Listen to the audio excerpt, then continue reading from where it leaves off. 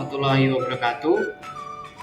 Kami dari kelompok 1 kelas TMG dengan anggota pertama Rasel Tunggal Marco Dorotan, yang kedua Ubaidillah, yang ketiga Muhammad Afton, yang keempat Muhammad Wisnu, yang kelima Indria Stuti, dan yang keenam Afzal Asyuro, dan yang terakhir adalah Dava Nirando Sebastilio.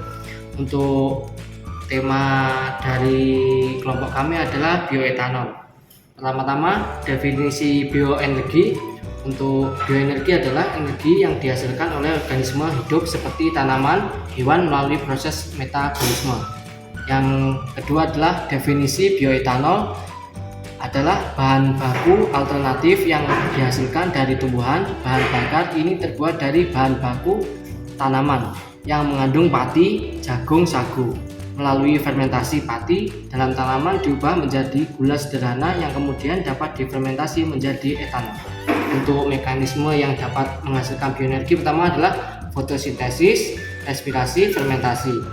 Untuk perkembangan bioetanol di Indonesia, berdasarkan buku Saku Perkembangan Bioenergi tahun 2022, Direktur Jenderal Energi Baru Terbarukan, konservasi energi yang termuat dalam https://ftk/sdm.go.id, pemerintah secara konsisten terus berupaya melakukan berbagai upaya untuk mencapai ketahanan energi dan fokus terhadap isu lingkungan.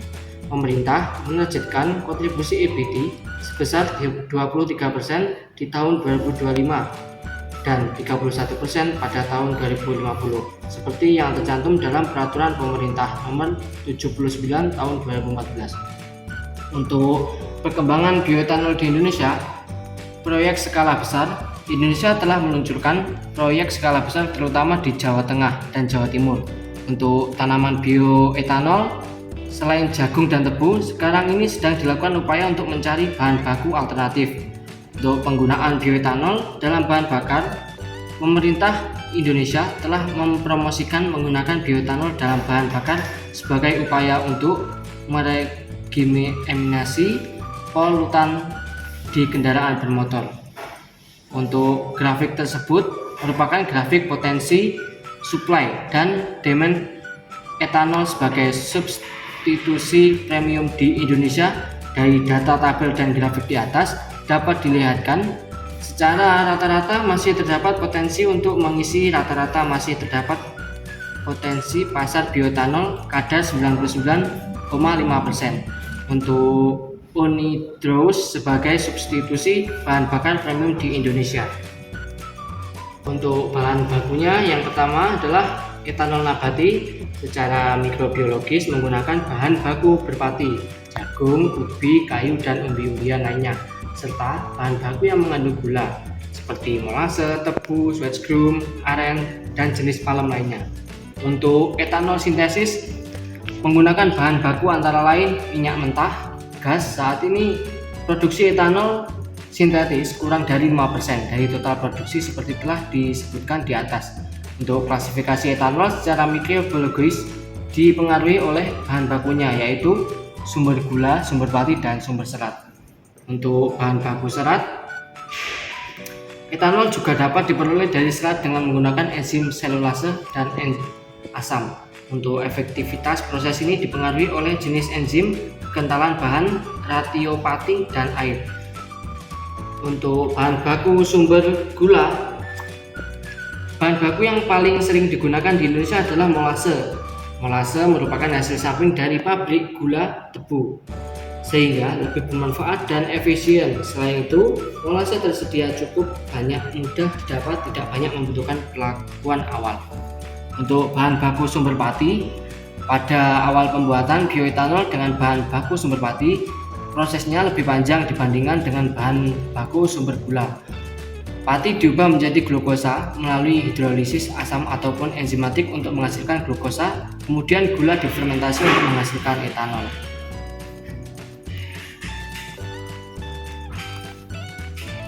Untuk proses pembuatan, untuk alat yang dibutuhkan adalah fermenter, alat destilasi, dan termometer.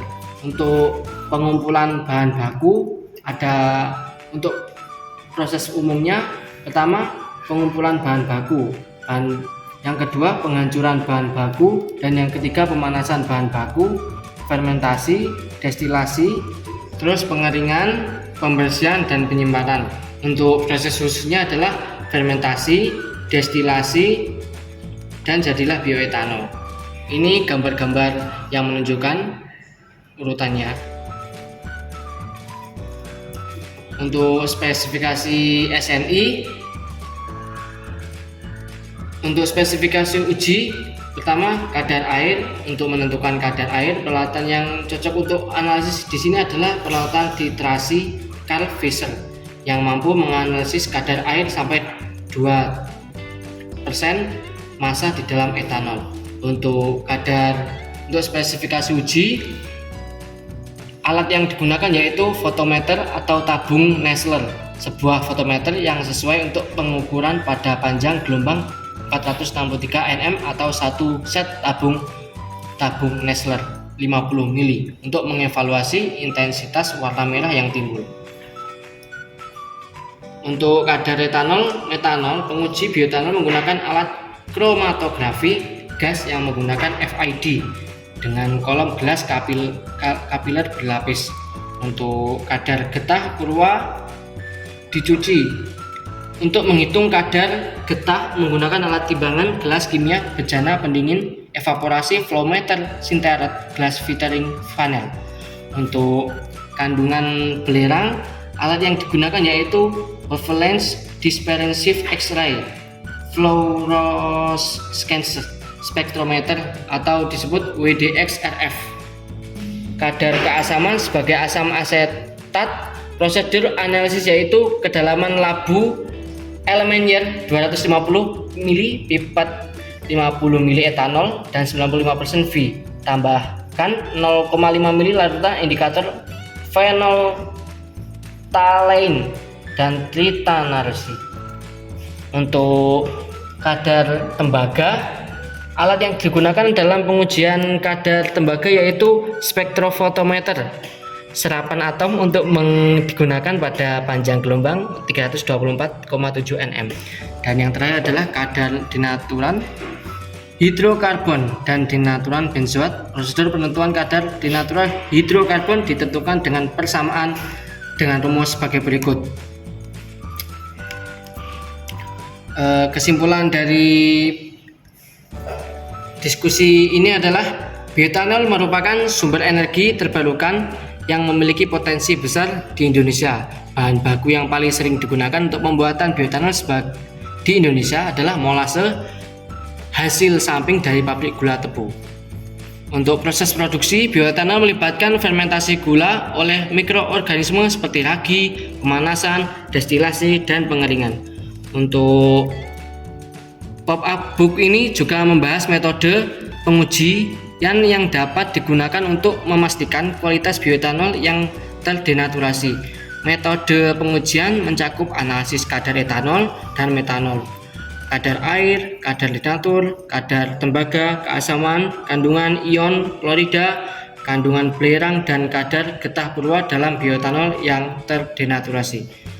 Sekian dari kelompok kami. Bila ada salah kata atau salah kalimat dan kurang jelas, terima kasih. Wassalamualaikum warahmatullahi wabarakatuh.